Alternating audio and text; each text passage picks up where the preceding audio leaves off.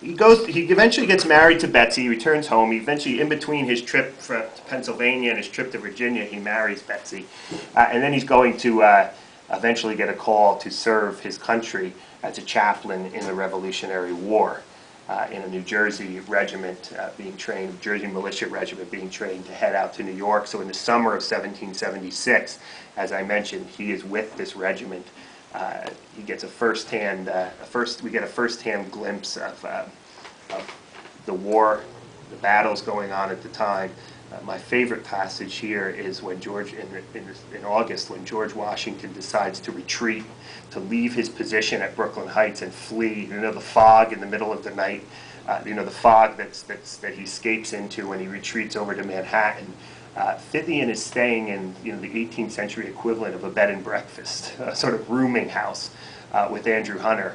And they're both sleeping, and the innkeeper comes in and says, "Washington's army is retreating, and I want your beds because I'm going with them." And Fithian thinks the woman is crazy because the great Washington would never retreat. Why? Of course, it turned out to be a great military strategy that he did retreat, as he did numerous times throughout the war. Washington. I'm paraphrasing here, but he says Washington would never retreat. You must be crazy, lady. How could you believe this? And then, of course, the woman was right.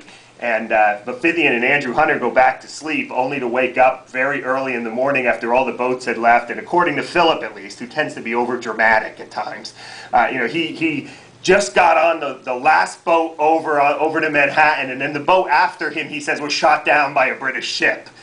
So here's this great patriot sound asleep, and when they took the beds, he went to sleep on the floor. He was so, I don't know if he was overly tired or whatever. But anyways, you get these glimpses of the war. You get these glimpses of everyday life on the battlefield, and he complains constantly about the lack of.